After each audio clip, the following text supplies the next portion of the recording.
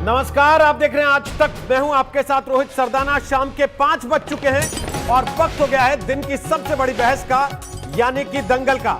अभिनेता सुशांत सिंह राजपूत की रहस्यमय मौत के बाद शुरू हुई सियासत अब पूरे उफान पर है। महाराष्ट्र में पूर्व मुख्यमंत्री देवेंद्र फडणवीस से शिवसेना नेता संजय राउत की मुलाकात पर महाराष्ट्र में घमासान है और बिहार में पूर्व डीजीपी गुप्तेश्वर पांडे जेडीयू में शामिल हो गए हैं। मुख्यमंत्री नीतीश कुमार ने उनको सदस्यता दिलाई। हालांकि इस बात को लेकर कयास पहले से थे और गुप्तेश्वर पांडे ने अपनी राजनीतिक तमन्नाओं का खुलकर इजहार भी कर दिया था। लेकिन संजय राउत और देवेंद्र फडणवीस की मुलाकात पर एनसीपी और कांग्रेस की त्योरियां चढ़ी हुई हैं। शिवसेना भले ही सफाई दे रही हो कि राउत फडणवीस से इंटरव्यू करने के लिए मिले थे। संजय राउत ने यहां तक कह दिया कि पूर्व मुख्यमंत्री से मिलना कोई अपराध नहीं है और मुख्यमंत्री ठाकरे को उनकी मुलाकात के बारे में पता था। लेकिन इस सारे तनाव के बीच शरद पवार और उद्धव ठाकरे की मुलाकात हो चुकी है। 2 दिन पहले ही सुशांत सिंह राजपूत के परिवार के वकील विकास सिंह ने प्रेस कॉन्फ्रेंस करके सीबीआई जांच में हो रही देरी पर सवाल उठाए थे। सुशांत के लिए इंसाफ की लड़ाई लड़ रहे कई लोग महाराष्ट्र में शिवसेना और बीजेपी के बीच कुछ खिचड़ी पकने का आरोप लगा चुके हैं। सवाल यह है कि क्या सुशांत के बहाने सबने अपनी अपनी रोटी सेक ली और इंसाफ की लड़ाई सियासत की बलि चढ़ गई? आज का दंगल इसी पर होगा। नहीं नहीं, बिल्कुल नहीं।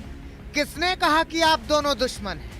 दुनिया जानती है कि आप दोनों गहरे दोस्त हैं, व्यक्तिगत तौर पर भी और राजनीतिक तौर पर भी। लेकिन देवेंद्र फडणवीस से मुलाकात का मसला है ही इतना राजनीतिक कि सवाल तो उठेंगे। तो बताइए संजय जी, देवेंद्र फडणवीस से मुलाकात क्यों की? देवेंद्र फडणवीस जी महाराष्ट्र के पूर्व मुख्यमंत्री है। 5 साल तक देवेंद्र जी ने महाराष्ट्र में मुख्यमंत्री पद संभाला है। हम उनके साथ काम भी कर चुके हैं। फिलहाल देवेंद्र जी महाराष्ट्र के लीडर ऑफ अपोजिशन है। बहुत दिनों से मेरी और उनकी मुलाकात तय हो गई थी, दूसरे कारणों से, खास करके सामना के लिए उनकी एक मुलाकात इंटरव्यू में साक्षात्कार लेना चाहता था, लेकिन टाइम का थोड़ा सा गड़बड़ था, कोरोना हो गया। सामना के संपादक ने गजब की बात कही है, बिल्कुल सटीक, कि देवेंद्र जी का इंटरव्यू करना था इसलिए मुलाकात की। लेकिन आगे तो सुनिए। महाराष्ट्र की राजनीति में कभी व्यक्तिगत दुश्मनी नहीं होती, आइडियोलॉजिकल या कोई भूमिका पर हमारे विवाद हो सकते हैं। तो इसलिए हमने उनसे बात की और ये कोई जो हमारी बैठक थी वो कोई गोपनीय नहीं थी। हम कोई बंकर में अंडरग्राउंड नहीं बैठे थे, खुलेआम लोगों के सामने बैठकर बात कर रहे थे। बस यही बात तो खटक रही है राजनीति के जानकारों को कि राजनीति में किसी से ना तो व्यक्तिगत दुश्मनी होती है और ना लंबी दोस्ती। इसीलिए तो महाराष्ट्र की राजनीति में हलचल तेज हो गई है। सवाल उठने लगे कि क्या महाराष्ट्र में सियासत का नया चैप्टर लिखा जा रहा है? क्या महाराष्ट्र में कोई बड़ी सियासी उठापटक होने वाली है? क्या महाराष्ट्र में बीजेपी और शिवसेना फिर से दोस्त बनेंगे? इन सवालों के उठने का अर्थ यूं लगाइए कि संजय राउत के देवेंद्र फडणवीस से मिलने के 24 घंटे के भीतर ही महाराष्ट्र के मुख्यमंत्री उद्धव ठाकरे से मिलने खुद एनसीपी के मुखिया शरद पवार पहुंच गए। 24 घंटे के भीतर इन 2 मुलाकातों ने महाराष्ट्र की सियासत में हलचल तेज कर दी है, क्योंकि पिछले कुछ दिनों में एनसीपी और शिवसेना के बीच खटपट की खबरें छन छन कर आती रही। शिवसेना ने कंगना के दफ्तर पर जब बुलडोजर चलवाया तो खुद शरद पवार ने कहा था कि इसकी कोई जरूरत नहीं थी। सुशांत सिंह राजपूत के केस में सुशांत के परिवार के वकील विकास सिंह ने भी आशंका जाहिर की थी कि अगर शिवसेना और बीजेपी मिलकर दोबारा सरकार बना लेंगे तो सुशांत की मौत की जांच पर असर पड़ेगा। अगर महीने 2 महीने में या 3 महीने में अगर महाराष्ट्र की सरकार टूट गई और फिर से शिवसेना और बीजेपी की सरकार बन गई तो जरूर बहुत गंभीर बात। महाराष्ट्र की राजनीति में आगे क्या होगा ये तो ठीक नहीं कहा जा सकता, लेकिन इतना जरूर जान लीजिए कि सियासत की अंगीठी की आंच शिवसेना ने तेज कर दी है। इसमें कौन सी खिचड़ी पक रही है ये भी जल्द मालूम चलेगा। कमलेश सुतार, मुंबई, आज तक। तो आपको बता दें कि दंगल में आज हमारे साथ डॉक्टर संबित पात्रा हैं, वो बीजेपी के राष्ट्रीय प्रवक्ता हैं। हमारे साथ विक्रम सिंह हैं जो कि शिवसेना के नेता हैं, समर्थक हैं। ब्रिजमोहन श्रीवास्तव हमारे साथ आ गए हैं, वो एनसीपी के प्रवक्ता हैं। हमारे साथ गणेश शिरवारकर हैं जो कि सुशांत सिंह राजपूत के लिए इंसाफ की लड़ाई पहले दिन से लड़ रहे हैं। रतन शारदा हमारे साथ हैं जो कि संघ से जुड़े लेखक हैं, और अक्षरा सिंह हमारे साथ होंगी जो कि भोजपुरी अभिनेत्री हैं। सुशांत सिंह राजपूत के लिए इंसाफ की लड़ाई वो भी पहले दिन से लड़ती रही हैं। सबसे पहले डॉक्टर संबित पात्रा, मैं आपसे सवाल पूछूं, दो तस्वीरें अपने दर्शकों को दिखा देना जरूरी है। एक, संजय राउत और देवेंद्र फडणवीस की मुलाकात होती है अचानक से, यह जानते हुए भी कि शिवसेना और बीजेपी के बीच में क्या चल रहा है, और दूसरी तरफ गुप्तेश्वर पांडे, बिहार के पूर्व डीजीपी, जेडीयू की सदस्यता ग्रहण कर लेते हैं और नीतीश कुमार मुख्यमंत्री खुद उनको सदस्यता ग्रहण करवाते हैं चुनाव के ऐन पहले। जो चर्चा में रहे, सुशांत सिंह राजपूत को इंसाफ दिलाना चाहते हैं, यह बात कहकर सवाल यह उठने लगा कि क्या सब अपनी अपनी राजनीतिक रोटी सेक ले जाएंगे और सुशांत सिंह राजपूत को इंसाफ की लड़ाई वहीं बीच में अटक के रह जाएगी, जैसा परिवार को डर लग रहा है। डॉक्टर संबित पात्रा, ये पेंगुइन पेंगुइन पेंगुइन कर करके आपने इतना डरा दिया कि बातचीत की टेबल पे ले आया क्या शिवसेना को? देखिए रोहित जी, इस पूरे मसले में अगर हम सही मायने में देखें तो इसे दो भागों में बांटा जा सकता है। एक तो जस्टिस फॉर सुशांत सिंह राजपूत, जिसके लिए पूरा देश आज आमादा है और होना भी चाहिए, और दूसरा है राजनीतिक समीकरण की महाराष्ट्र में किस प्रकार की सरकार बनेगी या नहीं बनेगी, क्या सरकार टूट रही है, क्या भाजपा और शिवसेना साथ आ रही है। इस प्रकार का जो एक कमोशन चल रहा है, एक संशय चल रहा है, उस संशय पर चर्चा। मैं पहले विषय पर आता हूँ। देखिए, पहला विषय, क्या सुशांत सिंह राजपूत को लेकर किसी प्रकार की राजनीति हो रही है? आपने गुप्तेश्वर जी के तस्वीर को दिखाया। बिहार में आते हैं। बिहार में चलिए, गुप्तेश्वर जी ने नीतीश कुमार की पार्टी जेडीयू को ज्वाइन भी किया, और चलिए मैं मानता हूं भविष्य में चुनाव लड़ते नहीं लड़ते उनका विषय है, मान लेते चुनाव लड़ भी लेते हैं, तो इसमें क्या बुराई है? गुप्तेश्वर जी ने क्या बुराई किया? गुप्तेश्वर जी ने सुशांत सिंह जी के पिताजी के कहने पर, क्योंकि पिताजी व्यथित थे इस पूरे मसले में, एक पार्टी थे, उनके बेटे की हत्या या उनकी बेटे की सुसाइड हुई थी, तो स्वाभाविक है उन्होंने एफआईआर के लिए कहा। एक अच्छे पुलिस कर्मी के धर्म को निभाते हुए गुप्तेश्वर जी ने एफआईआर नोट किया और बिहार की पुलिस को मुंबई भेजा कि आप जाके जांच करिए। वहीं मुंबई पुलिस ने एक अच्छे पुलिस का काम नहीं निभाते हुए गुप्तेश्वर जी द्वारा भेजे हुए एसपी को क्वारंटाइन किया, जिसको कि सुप्रीम कोर्ट ने भी कहा यह उचित व्यवहार नहीं था, और तभी सीबीआई को पूरा मामला सौंपा। तो गुप्तेश्वर जी का मामला तो यहाँ मैं कहूंगा कि ये सॉल्व हो चुका है। कि उसमें अगर आप राजनीति भी देखते हैं तो देखने की आवश्यकता नहीं है, जो उन्होंने किया ठीक किया। जहां तक महाराष्ट्र का विषय है, देखिए महाराष्ट्र में भारतीय जनता पार्टी के कार्यकर्ताओं ने, हमारे नेताओं ने क्या डिमांड रखा था? उन्होंने दो विषयों को लेकर चर्चा की। एक चर्चा की सुशांत सिंह राजपूत को लेकर जांच होनी चाहिए, और चूंकि मुंबई पुलिस 67 दिनों तक किसी प्रकार की इन्वेस्टिगेशन या जांच में दिलचस्पी नहीं दिखा रही है, पूरा मामला सीबीआई को जाना चाहिए। मामला सुप्रीम कोर्ट तक गया, मामला सीबीआई को गया। दूसरा डिमांड हमारा रहा था, कंगना रनावत के साथ जिस प्रकार का व्यवहार किया गया, जिस प्रकार के शब्दों का उच्चारण कंगना के लिए किया गया, हरामखोर इत्यादि, घर तोड़ने की कोशिश की गई, ये नहीं ठीक है। इसमें क्या खराबी है? ये तो कोई भी राजनीतिक पार्टी जो थोड़ा बहुत भी सैनिटी रखता है और अच्छे मनसा के साथ आगे बढ़ता है, उसको ये करना चाहिए। भविष्य में क्या होगा ये मैं नहीं जानता। आप 2 हफ्ते पीछे ले जा रहे हैं।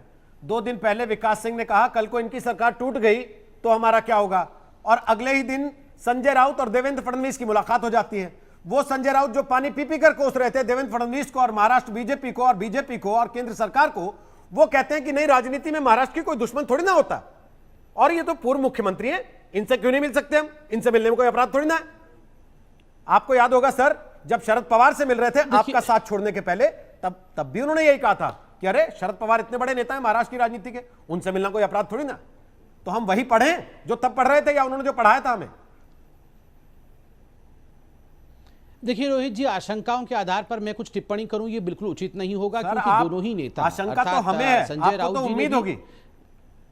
नहीं कोई बात नहीं, हमें कोई उम्मीद की बात नहीं है। देखिए मैंने कहा, चूंकि दोनों ही नेताओं ने, देवेंद्र फडणवीस जी ने भी और संजय राउत ने भी अपने अपने बयान को रखा है कि सामना में एक इंटरव्यू को लेकर उन्होंने इस प्रकार की मुलाकात की थी, और इसमें मुझे जहां तक मालूम है संजय राउत ने यह भी कहा था कि इससे पहले पार्टी के बड़े मुख्य प्रवक्ताओं में से एक हैं। राजनीति में खाने के दांत अलग होते हैं, दिखाने के अलग, और ये तो अब दर्शक भी समझ गए हैं जो रोज आप लोगों को सुनते हैं टीवी पर बैठकर। नहीं देखिए वो ठीक बात है। देखिए, इसको ये कहना कि राजनीति में खाने के दांत अलग होते हैं, दिखाने के दांत अलग होते हैं, ये तो हमने राजनीति में देखा है, मगर एक स्पेक्यूलेशन को लेकर मैं उस पर टिप्पणी करूं। और दूसरी बात है, मुख्य मुद्दा आज है सुशांत सिंह राजपूत को न्याय मिलेगा कि नहीं। मैं तो स्पष्टतः कहता हूं सुशांत सिंह राजपूत को न्याय मिलेगा, चाहे हमारी पार्टी किसी के साथ भी मिल रही हो, नहीं मिल रही हो, किसकी सरकार बन रही हो, किसकी सरकार नहीं बन रही पात्रा हो, जी, इस मुख्य विषय पे मुद्दा कोई आज आशंका है, मैं जताने वाला नहीं हूं, सुशांत किंतु के इंसाफ में अघाड़ी साफ हो जाएगी क्या? मुख्य मुद्दा यह है, आज बहस का विषय यह है कि सुशांत के इंसाफ में अघाड़ी साफ हो जाएगी नहीं, क्या? वो तो अघाड़ी वाले बताएंगे। नहीं, यहाँ शिवसेना के प्रवक्ता बैठे हुए हैं, यहाँ घड़ी भी मुझे दिख रहा है, अब घड़ी और शिवसेना से पूछिए ठीक है कि उनकी अघाड़ी साथ में है या नहीं है। मैं अभी अक्षरा सिंह आ गई, उनसे पूछूं कि इसके राजनीतिक मायने वो क्या देखती हैं। गणेश तो कल ही बता चुके हैं वो इसके राजनीतिक मायने क्या देखते हैं, लेकिन विक्रम सिंह पेंगुइन पेंगुइन कह के इन लोगों ने इतना डरा दिया आप लोगों को कि आप लोग समझौते की मेज पे जाके बैठ गए। रोहित जी, मैं तो देखो पहले दिन से बोल रहा था कि भाई इस पे राजनीति हो रही है, एक आदमी दुनिया में है नहीं और उसके ऊपर राजनीति कर रहे थे, तो ये तो इनको शर्म आनी चाहिए उस टाइम कि भाई ये एक तरह से ये कह रही थी कि भाई जांच सही नहीं हो रही, सीबीआई को लाओ, सीबीआई को लाओ। और अब जब सीबीआई भी आ गई तो ये लोग पूछ नहीं रहे हैं। जब तो ये लोग कहे हमारा खाना पीना छूट गया, हमें इतना मतलब इतना अफसोस हो रहा कर रहे थे और अभी उसका जिक्र ही नहीं कर रहे। अब इन्होंने उसको ड्रग्स के एंगल की तरफ घुमा दिया उस मामले को, सुशांत सिंह को भूल गए, क्योंकि इनको जब तक बिहार के चुनाव नहीं होंगे तब तक मामले को खींचना है, उसको ड्रग्स की तरफ घुमा दिया उस एंगल को। लेकिन ये सारी चीजें आप देखो, मैं पहले दिन से बोल रहा हूँ, वो सारी चीजें सामने आ गई। गुप्तेश्वर पांडे भी किस तरीके से टीवी चैनलों में बैठ करके भाषणबाजी कर रहे थे, अब वो देखो वो राजनीति को चुनाव लड़ने के लिए शामिल भी हो गए चुनाव लड़ने। तो ये सारा एक राजनीति एजेंडा चल रहा है बीजेपी, और मैं पहले दिन से इस चीज को बोल रहा था। वो चीज साहब मुझे एक चीज बताइए कि इनको सुशांत सिंह की जांच का आज कोई भी नाम नहीं ले रहे हैं, तो इनके मन में पहले दिन से वो नहीं थी, पहले दिन से इनके इसके ऊपर राजनीति हो रही थी। मेरे सवाल का जवाब नहीं दे रहे हैं आप। मैंने पूछा ये बार बार पेंगुइन पेंगुइन बोलते हैं टीवी पे, इसलिए समझौता करने चले गए क्या आपके नेता वहां बैठ के? देखिए ऐसा है कि आओ फिर से दोस्ती कर लेते हैं, मत बोलो ये सब टीवी पे बैठ के, रोहित जी हमारे तक मत आए आज किसी तरह से जांच की। देखिए ये तो हर आदमी की अपनी मानसिकता के ऊपर वो है, क्योंकि कई बार देखो किसी की बकरी जैसी शक्ल होती है, वो भी दूसरों को जानवरों के नाम से बोलने शुरू हो जाते हैं। तो ये तो सिर्फ एक मानसिकता है कि आप किसी को किस शिष्टाचार से बोलते हो। आप नाम में अटक रहे हैं, मैं उस नाम के आगे जो रिपरकशन है उस पर सवाल पूछ रहा हूं।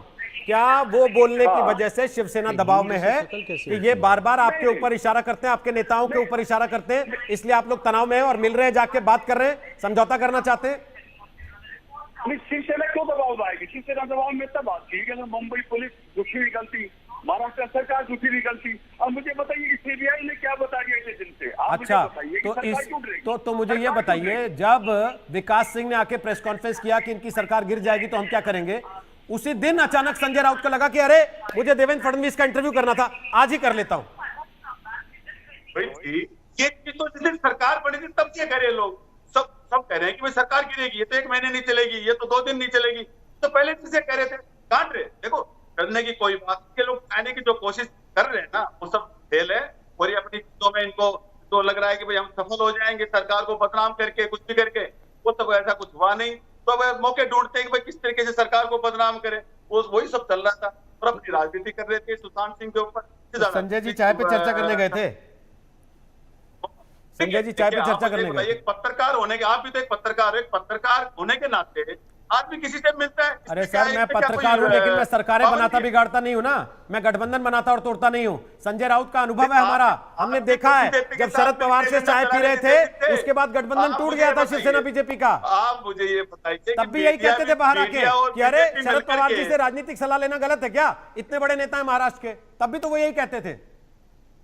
नहीं, आप करेंगे कि अगर कोई किसी से मिलता है तो इसमें मुझे बताइए कि बुराई क्या है। आप कल को भी आप भी अगर किसी उसमें राजनीतिक पार्टी से अगर आप पूछेंगे तो ये क्या नहीं मिलते हैं, पार्टी वाले आपस में मिलकर बात नहीं करते हैं क्या?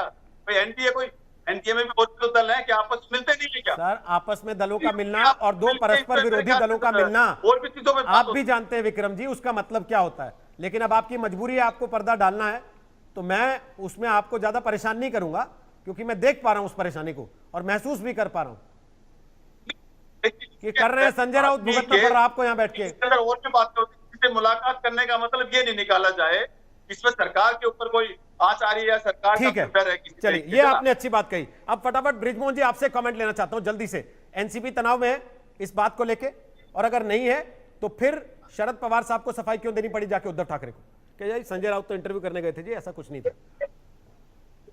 देखिए, शरद पवार जी की मुलाकात लगातार महाराष्ट्र के मुख्यमंत्री उद्धव ठाकरे जी से होती है, कि हम लोग अलायंस पार्टी, और ये मुलाकात आज की जो मुलाकात है उसको संदर्भ में लेने की बिल्कुल जरूरत नहीं है। ब्रिजमोहन जी माफी चाहता हूँ, आवाज नहीं आ रही आपकी ठीक से, इसको दुरुस्त करना पड़ेगा एक बार ना, आवाज आपकी ठीक से सुन नहीं पा रहा हूँ। आप शायद मुझे सुन पा रहे हैं, मैं आपको नहीं सुन पा रहा हूँ ठीक से। अक्षरा सिंह, आपको लगता है विकास सिंह का डर जायज था, जो वो कह रहे थे 2 दिन पहले प्रेस कॉन्फ्रेंस करके कि कल को भाई इनकी सरकार में कुछ हो जाएगा तो सुशांत के इंसाफ का हम क्या करेंगे?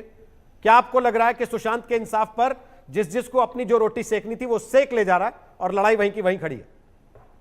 100% मुझे ऐसा लगता है किसी की जान गई है उस पर राजनीति को नहीं घुसेड़ना चाहिए, चाहे वो कोई भी पार्टी हो।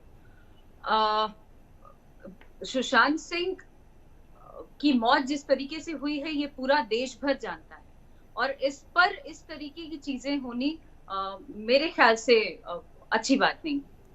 तो आपको लगता है गुप्तेश्वर पांडे को चुनाव नहीं लड़ना चाहिए था, उनको जेडीयू का टिकट नहीं लेना चाहिए? अगर नहीं, बिल्कुल लेना चाहिए। अभी उन्होंने एक सर हैं जिन्होंने, उनका नाम नहीं जानती, लेकिन उन्होंने बोला कि गुप्तेश्वर पांडे भाषणबाजी करते हैं लाइव आके, तो मैं उनको एक यूथ होने के नाते मैं कहना चाहती हूँ कि वो भाषणबाजी नहीं करते हैं, और आज उन्हीं का देन है कि जहां बॉम्बे पुलिस या सब कोई इसके खिलाफ थी या उसको सुसाइड का नाम दे रही थी, तब गुप्तेश्वर जी ने ही आवाज उठाई थी न्याय के लिए। तो इसलिए आप उनको इस तरीके से ना बोलें, मुझे ऐसा उचित नहीं लगा। तो अब गुप्तेश्वर जी रॉयल्टी ले रहे हैं क्या उसकी? जी, अब गुप्तेश्वर जी रॉयल्टी ले रहे हैं क्या उसकी?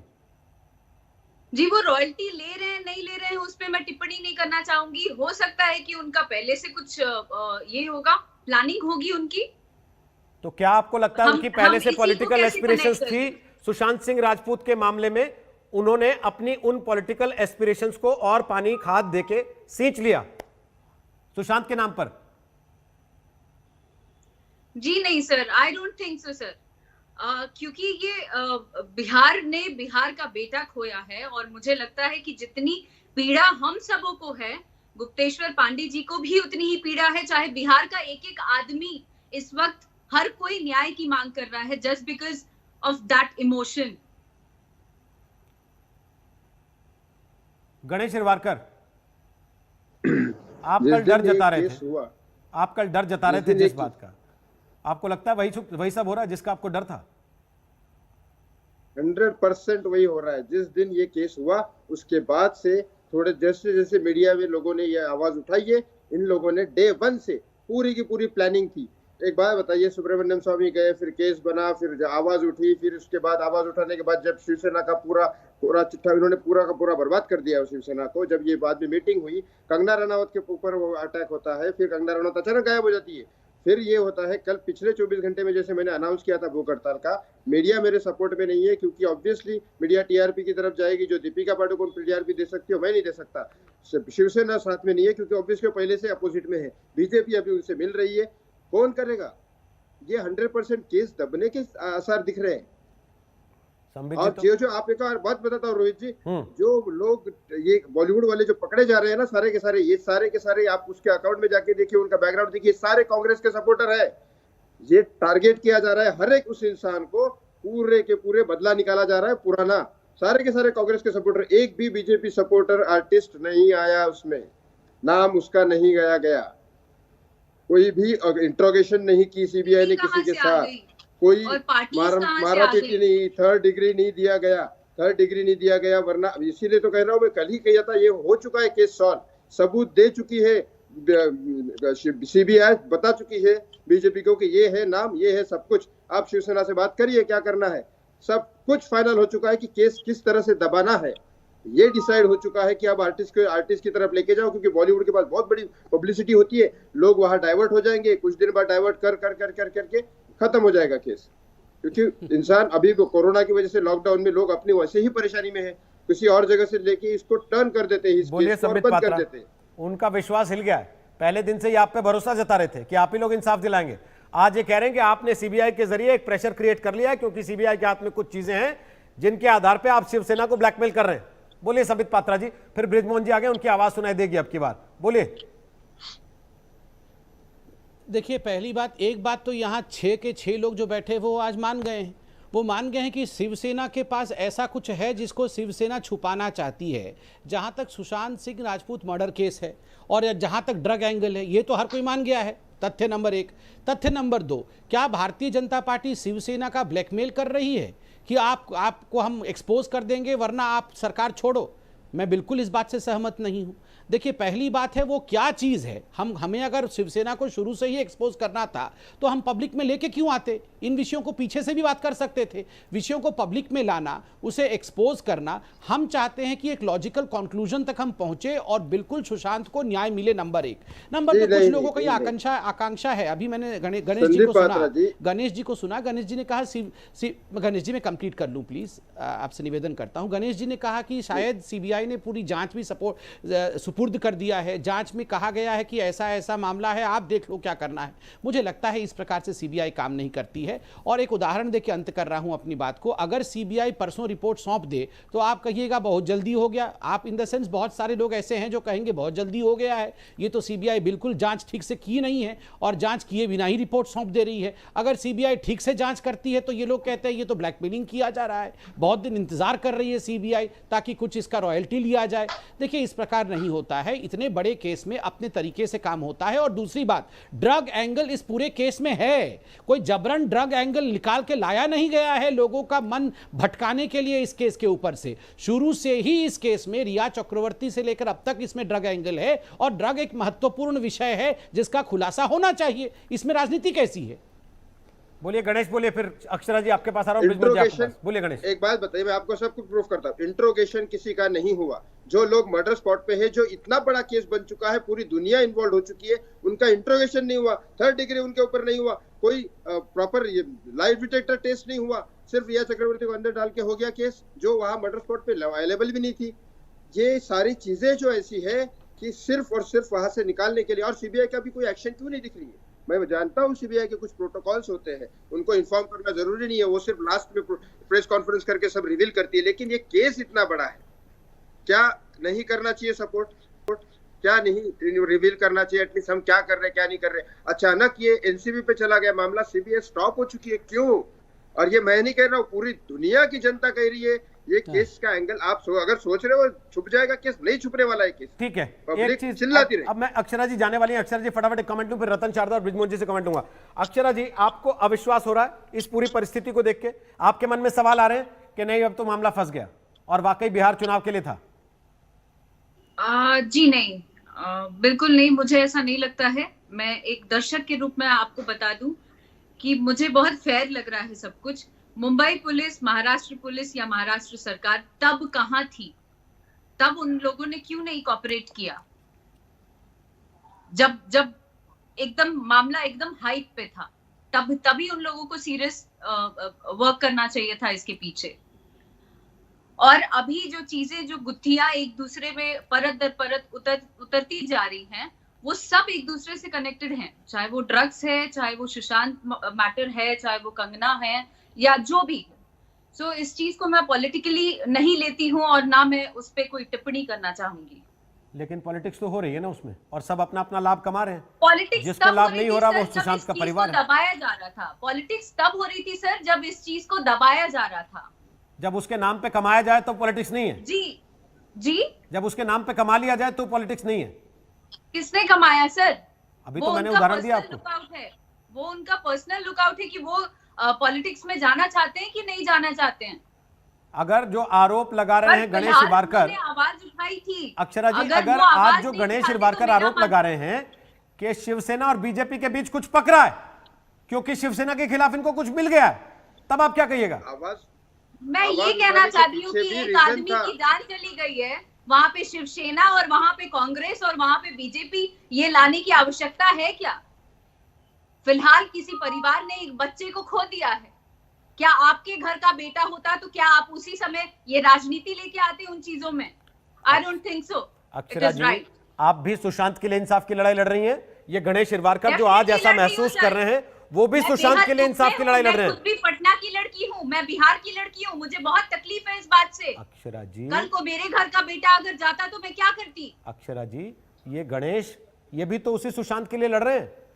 ये गणेश, ये भी तो उसी सुशांत के लिए इंसाफ मांग रहे हैं पहले दिन से, जिनका भरोसा आज हिल रहा है। कैसे समझाएंगे इनको? तो यहाँ पे पॉलिटिक्स कहाँ से आ गया सर?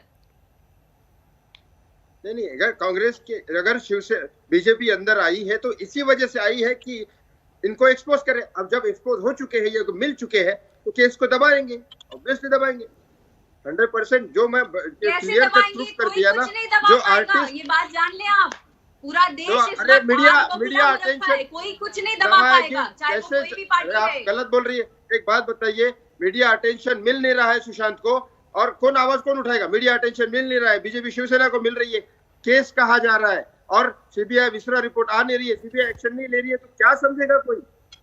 कहा जा रहा है हमारे आपके जैसे लोग आए दिन लड़ रहे हैं, चाहे मीडिया में आके लड़े, चाहे उनके बिहाफ डिजिटली हो। हम लोग सोशली हर दिन आवाज उठा रहे हैं, और पूरा देश जागा हुआ है, कैसे दब जाएगा? देखिए रोहित जी, देश ये तरीका है, प्रॉपर एक्ट किया हुआ है, प्रॉपर प्लान किया हुआ है, और ये प्लान वो इतना गंदा नहीं था जो शिवसेना वालों ने किया। प्रॉपर प्लान करते हैं, बीजेपी का प्लानिंग फेल नहीं होता कभी, उनका प्रॉपर प्लान है, कौन से आर्टिस्ट को इन्वॉल्व करना है, कब उसको बाहर लेना है। कंगना आई, इतने बड़े बेवकूफ हो सकते हैं शिवसेना वाले कि उस कंगना को धमकी दे, गालियां दे, और अगले दिन उसका डेट कराए? ये पूरा प्लानिंग है। अब मैं एक चीज पूछ रहा हूँ गणेश हिरवारकर, एक सेकंड। मुझे लगता है आप सुशांत के लिए पहले दिन से टीवी पर बैठकर इंसाफ मांग रहे हैं। जब सीबीआई को केस सौंपा जाए, इस बात की मांग चल रही थी, तो आपने ये अध्ययन किया होगा कि सीबीआई कैसे काम करती है, सीबीआई को कितने दिन लगते हैं। 65 दिन आप इस बात से नाराज रहे कि मुंबई पुलिस ने एफआईआर नहीं की, लेकिन सीबीआई साहब चाहते हैं 38वें दिन सीबीआई टेबल पे लाके रख दे और बता दे कि यह हत्यारा था साहब, इसको फांसी लटकाना है ना। लेकिन रोहित जी एक मिनट, मैं मानता हूँ सीबीआई के प्रोटोकॉल्स वगैरह सब जानता हूँ। वो एक बात बताइए, जो एक्शन लेनी थी इतने बड़े केस में, वो एक्शन स्ट्रिक्टली नहीं लिया गया। लाइव डिटेक्टर टेस्ट नहीं हुआ है, इंट्रोगेशन नहीं हुआ है, इंट्रोगेशन क्यों नहीं हुआ? जो लाइव स्पॉट पे अवेलेबल है। संबित जी थोड़ा सा रोक रहा हूं, रतन जी से एक भी सवाल नहीं ले पाया अभी तक। एक सेकंड, रतन शारदा जी क्योंकि महाराष्ट्र की राजनीति को जानते हैं, मैं संबित जी आपको पूरा समय दूंगा, 10 नहीं 40 सेकंड लीजिएगा। रतन शारदा जी, संजय राउत का यह कहना कि अरे महाराष्ट्र के बड़े नेता हैं, पूर्व मुख्यमंत्री हैं, मिल लिया तो क्या हो गया, इसमें कौन सा अपराध? ऐसे समय पर जब आए दिन आप टीवी पर बैठकर एक दूसरे पर तोपों का मुंह खोलते हैं, जब आए दिन इस बात के आरोप लगते हैं कि महाराष्ट्र की सरकार को डिस्टेबल करने की कोशिश बीजेपी कर रही है, सर ये चायबाजी अपने आप में मैसेज नहीं देगी क्या? पहली बात, मैं कभी भी किसी से मिलने को किसी राजनीतिक छुआछूत में नहीं मानता हूँ। शरद पवार जी मोदी जी को मिले थे, और फिर भी यहाँ पर शरद पवार ने शिवसेना के साथ मिलकर मिनिस्ट्री बनाई। मिलने मिलाने से कुछ नहीं होता। दूसरी बात, जो गवर्नमेंट पालघर साधु और उसके चालक के कत्ल के बाद नहीं गिर पाई, जो गवर्नमेंट कंगना रनावत ने के बारे में गलत हुआ ये कहने का शरद पवार ने गवर्नमेंट नहीं तोड़ी, वो गवर्नमेंट जिसने कोरोना के अंदर इतना घटिया काम किया कि महाराष्ट्र लगभग नंबर 1 है आज कोरोना के अंदर और मृत्यु के अंदर, उस गवर्नमेंट के को आप सोचते हैं कि केवल एक मृत्यु के कारण, एक बड़ी अफसोसनाक मृत्यु के कारण गवर्नमेंट हिलेगी, गवर्नमेंट गिरेगी? यहाँ बैठे हैं बच्चों की तरह बात कर रहे हैं, जैसे आपने कहा 60 दिन से कोई चार्जशीट नहीं हुई थी, 2 केस उलझे हुए हैं, कोरोना के लिए कुछ नहीं हो रहा। वहां पर ये सोचते हैं कि सीबीआई 30 दिन में हल कर देगी सारा। इनको पता है सीबीआई क्या कर रही है, क्या नहीं कर रही है। मैं तो कहता हूं एनसीबी के भी केस रोज क्यों टीवी में आ रहे हैं? क्या ये तमाशा चल रहा है? और ये इस प्रकार की ओछी राजनीति जो आप कहते हैं कि सुशांत के मर्डर से संबंधित है, लेकिन बड़े बड़ी दुर्घटनाएं महाराष्ट्र में होगी उसके कारण नहीं है, ये कौन सी राजनीति की हम बात कर रहे हैं? ये कह रहे हैं कि कांग्रेस के लोग पकड़े गए, आप मान रहे हैं कि कांग्रेस के लोग नशेड़ी है सारे? ये क्या तर्क हुआ कि जो पकड़े गए कांग्रेस, उसका मतलब जो पकड़े गए सारे कांग्रेसी नशेड़ी है? तो अगर नशेड़ी लोगों को पकड़ा उसमें गलत क्या किया? और अगर एनसीबी काम करे तो सीबीआई से क्या संबंध है? इतनी विचित्र तरह की राजनीति की हम बात कर रहे हैं। आपको एक बात बताता हूँ, इस इलेक्शन के पहले महाराष्ट्र के मुझे बंबई के बीजेपी के नेता ने कहा था समझौता शिवसेना का होगा क्या? मैंने कहा होना नहीं चाहिए, होगा और आप पछताएंगे।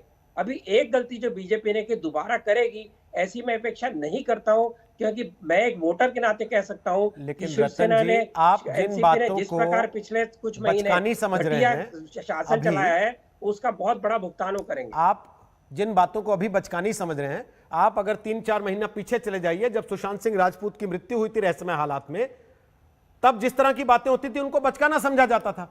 अब उन्हीं के आधार पर सीबीआई जांच कर रही है, उसके ऊपर और उनके समर्थक ये मानते हैं कि उन्हीं के आधार पर फैसला हो जाना चाहिए। मैंने राजनीति को बचकाने का, मैंने हत्या के बारे में जो तहकीकात चल रही है उसको बचकानी नहीं कहा। ठीक है, आप मेरे मुंह में शब्द मत डालिए। ओके, मैंने कहा जो आप उसको राजनीति से जोड़ रहे हैं वो बचकानी राजनीति है, क्योंकि संजय राउत जैसा फुहड़ राजनीतिज्ञ, उच्च राजनीतिक मैंने आज तक महाराष्ट्र में नहीं देखा। बृजमोहन जी, डर लग रहा है आपको? चिंता हो रही है सरकार को लेके? बिल्कुल नहीं, सब कुछ ओके है, कंट्रोल में? शिवसेना के ऐसे लोग आते हैं जिनको महाराष्ट्र की राजनीति नहीं पता। ओके सर, ऐसे लोगों को आप लोग पैनल पे लाते हैं जिनको महाराष्ट्र की राजनीति का अ ब क ड नहीं पता, जिनको मराठी नहीं आती, वो यहाँ पर आपके पैनल पे आके शिवसेना की बात करेंगे। अब सर ये तो कौन सी बहस है आपकी? रतन जी, ये तो अब कभी किसी शिवसेना के यहाँ के पुराने व्यक्ति ने आना मंजूर किया क्या? ये बता रहा है शिवसेना मैं में क्या आपको एक चीज बता देता हूँ सर, यहाँ ऐसे भी बहुत सारे लोग आते हैं जो आपके बैठने पे आपत्ति कर देंगे कि ये लेखक हैं और आरएसएस से जुड़े हुए हैं। आरएसएस वाले का यहाँ क्या काम है? फिर क्या करेंगे सर? इसलिए सर ये कहना कि दूसरा आदमी इस लायक नहीं है कि वो इस बारे में बात करे, सर मुझे लगता है ये इंटेलेक्चुअल टेररिज्म है और कम से कम आपसे मैं ये उम्मीद नहीं करता। मैं आपको कह रहा हूँ कि महाराष्ट्र का शिवसैनिक इसलिए नहीं आ रहा कि शिवसेना के अंदर बहुत बड़ी बेचैनी है, वो इस बात को इंगित करती है। मैं आपको ये बताना चाहता हूँ। ओके, ठीक है सर, अभी मैं विक्रम जी से इस पे कमेंट ले लूंगा, लेकिन उसके पहले बृजमोहन जी जो बोल रहे हैं, बृजमोहन जी आपको चिंता नहीं हो रही सरकार की? तो फिर सफाई देने क्यों बुलाया उद्धव ठाकरे को?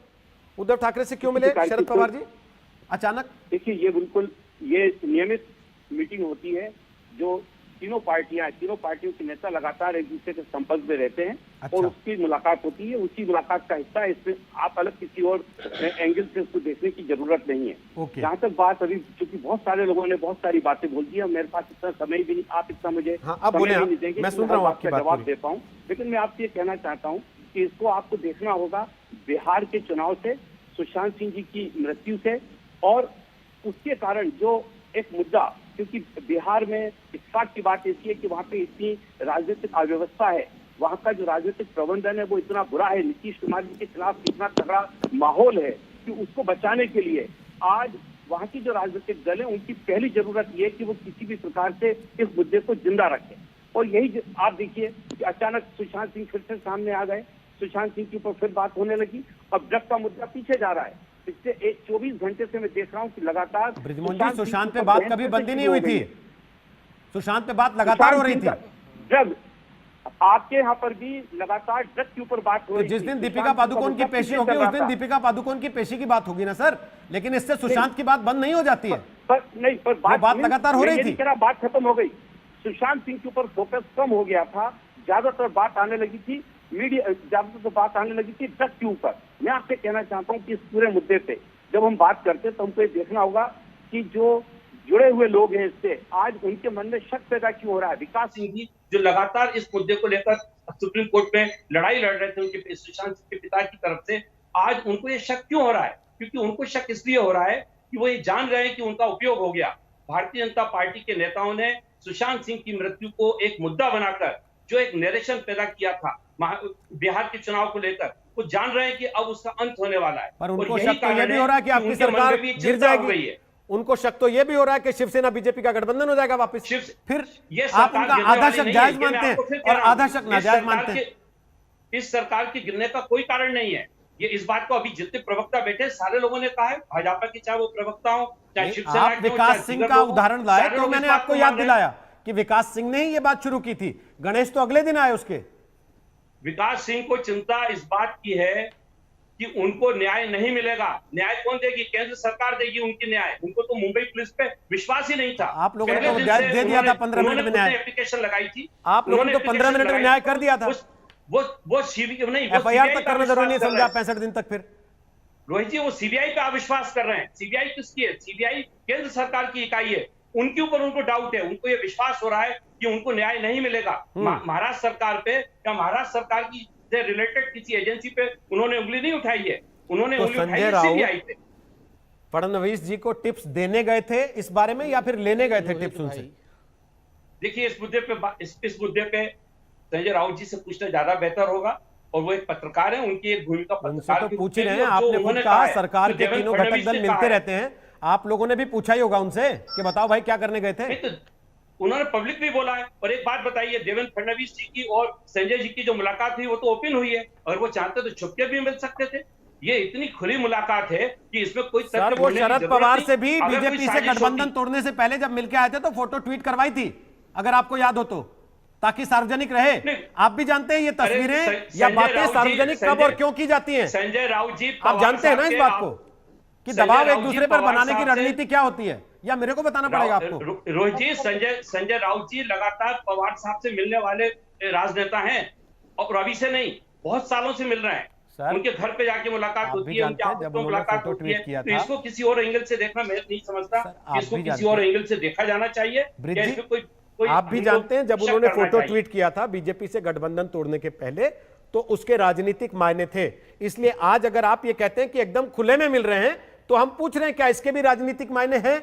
आपने कह दिया नहीं है, ठीक है, हमने मान लिया। अगर आप कह रहे हैं नहीं है, अगर संभावना नहीं दोबारा कुछ होगा तो हम फिर दोबारा आपसे पूछेंगे कि क्या ये उससे कनेक्टेड है या नहीं है। अब संबित पात्रा फटाफट, जो अविश्वास सुशांत सिंह राजपूत के लिए लड़ाई लड़ रहे लोगों में आ रहा है, उसको आप कैसे सॉर्ट आउट करेंगे?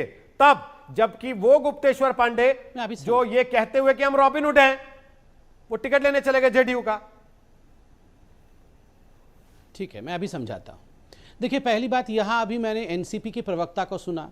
एनसीपी के प्रवक्ता का मुख्य विषय क्या था? मुख्य तर्क था कि विकास सिंह जो कि वकील हैं सुशांत सिंह जी के परिवार के, उनको शक हो गया है और उनको न्याय नहीं मिलेगा, इसका शक हो गया है। इसका निराकरण भारतीय जनता पार्टी कर दे। कहीं ना कहीं ऐसा लग रहा है कि बीजेपी जो है वो न्याय नहीं देगी। मतलब ये तो कम से कम मान रहे हैं ना कि न्याय मिल। सर देखिए, मैं आपके बीच में नहीं बोला, अभी सुन लीजिए। देखिए, बृजमोहन जी ने बिल्कुल स्पष्ट शब्दों में कहा कि शक है विकास सिंह जी को कि उनको न्याय नहीं मिलेगी। मतलब यहां आज एनसीपी के प्रवक्ता स्वीकार करते हैं कि न्याय मिलना चाहिए, अन्याय हुआ है। बिल्कुल सही बात है, अन्याय हुआ है और 67 दिनों तक इसी न्याय को छुपाने का काम, इसी अन्याय को बढ़ाने का काम आपकी जो अघाड़ी सरकार है उन्होंने किया था, और सुप्रीम कोर्ट ने अंततोगत्वा सीबीआई को केस सौंपा। नंबर 1। नंबर 2, यहां पर बेसरपैर के कुछ तर्क दिए गए कि सीबीआई किसी को पकड़ नहीं रही है, किसी का इंट्रोगेशन नहीं कर रही है, कोई थर्ड डिग्री नहीं दे रही है। आप बताइए, ये थर्ड डिग्री सीबीआई देती है क्या? आप बताइए, लाई डिटेक्टर टेस्ट सीबीआई करती है क्या कि कोर्ट से आता है? आप बताइए, किसी का इंट्रोगेशन सीबीआई ने नहीं किया है? ये पिठानी, ये नीरज, जितने भी ये फ्लैटमेट्स थे सुशांत के, इन सब का इंट्रोगेशन किसने किया? सीबीआई ने किया। 67 दिनों 70 दिनों तक आपने इन्वेस्टिगेशन तक करने का मादा नहीं उठाया, और आज मात्र 38 डेज के अंदर आप चाहते हैं कि सारा सबूत, सारा कुछ थाली में सजा करके आपको दे दिया जाए। अरे आप खुद ही मान रहे हैं कि यह गंभीर केस है, और आज पहली बार शिवसेना भी मान रही है और एनसीपी भी मान रही है कि यहां लगता है मर्डर ही हुआ है, न्याय मिलना चाहिए, अन्याय हो रहा है। अरे भैया, अगर इतना कॉम्प्लिकेटेड केस है जो हम मानते हैं, तो सारे तथ्य जो एडमिसिबल हो गए कोर्ट में, और जो कोर्ट में तथ्यों को आगे बढ़ाया जा सके, वैसे तथ्यों को जुटाने में समय लगेगा ना। तो धीरज रखिए। मूल प्रश्न है कि यह सरकार गिर नहीं सकती है, क्योंकि रोहित जी इतनी गिरी हुई है, और कितनी गिरेगी आप बताइए जरा। बोलिए बृजमोहन जी, ये तो आपके ऊपर तंज है। देखिए, तंज नहीं, संबित पात्रा जी ने भी जितने बातें बोली हैं, किसी भी स्तर पर राष्ट्रवादी कांग्रेस पार्टी ने ये नहीं कहा है कि सुशांत सिंह के मामले में कोई कोताही हुई है या कोई अन्याय हुआ है। ये इनका खुद के अपने विचार है। अरे अभी मैंने तो कह रहे थे शक है। आपने विकास सिंह जी की बात की, रोहित जी ने विकास सिंह का मुद्दा उठाया था, उसमें मैंने स्पष्ट ये कहा था कि आज उनको शक क्यों हो रहा है, और ये शक उनको सीबीआई पे हो रहा है। सर, आज आप विकास सिंह के साथ हैं। जब विकास सिंह ये कहते हैं कि मुंबई पुलिस ने जबरदस्ती सुशांत सिंह के परिवार से दस्तखत करा लिए थे बयान पे मराठी में, तब आप साथ नहीं होते विकास सिंह के। अभी आपका प्रश्न क्या था? यहाँ भी सूटेबिलिटी का मसला आ जाता है ना सर। विकास सिंह को शक क्यों हो रहा है? मैं ये कह रहा हूँ कि विकास सिंह को शक राज्य सरकार के ऊपर नहीं हो रहा सर, उनको शक हो रहा है सीबीआई के ऊपर। विकास सिंह को सीबीआई पे शक होगा तो मैं संबित जी से सवाल पूछूंगा ना। आप अगर विकास सिंह के कंधे से बंदूक चलाएंगे तो आपको भी ये पूछना पड़ेगा ना कि विकास सिंह 4 दिन पहले जब कहते थे, किसी के कंधे पे बंदूक चलाने की जरूरत नहीं है रोहित जी। जो सच है मैं वो बात कह रहा हूँ, जो सच है वो बात यहाँ पे की जा रही है। जहां तक बात इस सरकार की है, ये सरकार बहुत ही सक्षमता के साथ महाराष्ट्र के लोगों की सेवा कर रही है और लगातार काम कर रही है और काम करती रहेगी। ठीक है सर। किसी के कहने से ये नहीं होता कि वो कितनी गिरेगी या कितनी ऊंची जाएगी। सरकार का जो दायित्व है उसको करने से सरकार का कोई भी आदमी पीछे नहीं हटा है अभी तक। किसी भी एजेंसी ने अभी तक सरकार के किसी काम के ऊपर उंगली नहीं उठाई है, चाहे वो हाईकोर्ट हो चाहे वो सुप्रीम कोर्ट हो। फडणवीस जी से टिप्स लेने के लिए गए थे क्या संजय राउत बेटर गवर्नेंस की? दोनों केस में अब हो सकता है और ये ओके, सुशांत ठीक है। सिंह रतन जी बोलिए। पे सुप्रीम कोर्ट ने उंगली उठा दी। अब शारदा जी से तो क्या बोलूं मैं, इनको तो कोई हिंदी तो समझ में आएगी नहीं, तो फिर बात करने का मतलब मैं हिंदी भाषी हूँ, हिंदी में बोल रहे हैं सर वो आप मुझे बताइए सुप्रीम कोर्ट ने कहा कि नहीं कि सीबीआई को दे दिया जाए केस? आप तो ये बताइए मुझे। आप ये बोल रहे थे जो मर्जी जानता है। सुप्रीम कोर्ट ने तो कहा यही कि बोल नहीं रहे कहा हैं। कि ये सुशांत पालघर के अंदर जल्दी आप दाखिल करिए अपना केस? कहा कि नहीं कहा सुप्रीम कोर्ट ने? दो बार सुप्रीम कोर्ट ने फटकार लगा दी, अभी आप कह रहे हैं कि नहीं कुछ नहीं हुआ। ये कौन सी भाषा में बचा रहे हैं? एक सेकंड रुके ना, कौन सी भाषा में बचा रहे हैं? बताइए आप। अरे रुकिए, विक्रम जी कुछ कहना चाह रहे हैं। आप थोड़ा पेपर पढ़ा करिए, ठीक है, उससे निकल के बाहर भी आइए जो आपके ओके। वो शिवसेना वाले विक्रम जी कुछ कहना चाह रहे हैं, बोलिए विक्रम जी। 800 लोगों की 800 इंट्रोगेशन हुआ है पालघर के मामले में, और छूट गए, वो छूट गए क्या? छोड़ने का काम सरकार ने नहीं किया, छोड़ने का काम कोर्ट ने विक्रम जी, किया। विक्रम सिंह आपके सहयोगी पार्टी के हैं, विक्रम सिंह बात रख रहे हैं अपनी। एक सेकंड रतन जी, छूट गए वो लोग। हाँ हो रहा है, विक्रम जी बोलिए, विक्रम जी बोलिए। रतन जी उनको मराठी नहीं आती विक्रम जी को, लेकिन उनकी बात सुन लीजिए, बोलिए विक्रम जी। कोर्ट के खिलाफ मैंने आपसे हम कोर्ट के खिलाफ नहीं जाएंगे। अरे चुप करो ना, रोहित जी एक दिन मैंने केस फाइल नहीं हुआ, इसके लिए उनको छोड़ना आपने पड़ा। कहा कि भाई आपको ये तो आपकी हालत है कि आपकी पुलिस केस दायर नहीं कर सकती कोर्ट के अंदर। नहीं है जिसका देखते गई ये डिसाइड करेगा किसको बुलाए किसको नहीं, कौन है कौन नहीं है। मुझे तो यही खानदानी बेचैनी इसी को है, इसी को है बेचैनी, है कौन ये डिसाइड करेगा क्या किसको बुलाए किसको नहीं बुलाए। इसकी अरे बेचैनी खुद लग रहा है मुझे, ये डिसाइड करेगा बाप रे, इतना क्यों नाराज हो गए हैं? जब सत्य सुनते हैं ना, संजय राउत के भतीजा को बिल्कुल बिल्कुल ये डिसाइड करेगा क्या भाई आपके पैनल पे, ये डिसाइड करेगा क्या? मैं ये पूछ रहा हूँ विक्रम जी, विक्रम जी, विक्रम जी, रतन जी और विक्रम जी, डिसाइड करेगा। अच्छा सुनिए ना, एक भी चीज बताया जो कोर्ट आपस में झगड़ा बाहर है, तो मुझे नहीं, मैं एक बात कह रहा हूँ। मैंने एक भी तथ्य ऐसा बताया। अच्छा मैं एक बात कह रहा हूँ ना, दोनों से कह रहा तो हूँ। बताइए मुझे। अरे विक्रम जी रुकिए तो सही, विक्रम जी जहाँ गुस्सा करना था वहाँ तो करते नहीं। किस चीज का लेखक हो तुम? अरे विक्रम जी जहाँ गुस्सा करना होता है वहाँ तो करते नहीं हो, बहस कर रहे हैं, गलत जगह गुस्सा करते हो। पहले कंगना के घर पे गुस्सा कर दिया, अब यहाँ रतन शारदा पे गुस्सा कर रहे हो। एक सेकंड रुको ना रतन जी, आवाज डाउन कर रहा हूँ, दोनों की आवाज डाउन कर रहा हूँ, एक सेकंड के लिए, एक सेकंड। एक बात बता रहा हूँ विक्रम सिंह, जब आप पे उन्होंने सवाल उठाया मैंने जस्टिफाई किया कि हम तय करेंगे कौन बैठेगा कौन नहीं। आप बैठे हैं, सुनिए ना, आप बैठे हैं, आपको नहीं निकाला ना किसी ने उनके कहने से, क्योंकि हमने बुलाया आपको। हम ही निकालेंगे जब निकालना होगा, जब तक हमने बैठाया हम बैठाएंगे और सम्मान के साथ बैठाएंगे, चिंता मत कीजिए, उसके लिए लड़ने की आवश्यकता नहीं है। हम बैठे हैं आपके लिए, लड़ेंगे यहां पर। अगर कोई आपको कहेगा कि भगा दो इसको यहां से, ये शिवसेना का नेता नहीं है, तो बस कंट्रोल में रहिए, थोड़ा मुद्दे की बात पे आइए। आप जिस मुद्दे के लिए आए हैं, आपको अगर भगा दिया होता तब आप बोलते, इतना गुस्सा होकर लड़ते तो समझ में आता था। आप वहीं बैठे हैं, मुद्दे की बात बोलिए विक्रम जी, मुद्दे की बात बोलिए ना। रतन जी एंकर नहीं है, रतन जी भी आपकी तरह को पैनलिस्ट हैं, उनको अधिकार नहीं है आपको भगाने का, यहां से वो ना भगाएंगे आपको। नाम नहीं सुना मैंने, कौन है? बस हो गया, बस ठीक है, ओके। रतन जी, रतन जी, ये मैंने कहा महाराष्ट्र का कोई शिव सैनिक नहीं आता, क्योंकि उसको लग रहा है कि जो हो रहा है गलत हो रहा है। उसमें मैंने क्या गलत कहा? मैंने आपके आने के कोई आपत्ति नहीं जताई। महाराष्ट्र का शिव सैनिक तो संबित पात्रा जी, मैं केस की बात कर रहा हूँ, मैं आपको पर्सनल बात कर ही नहीं रहा हूँ। अच्छा ठीक है, नहीं झगड़ा नहीं करते ना। संबित पात्रा जी, महाराष्ट्र का शिव सैनिक तो जाके संजय राउत फडणवीस से मिल रहा है। ये एक ही मुलाकात थी, इंटरव्यू हो गया है या एपिसोड वाइज होना है?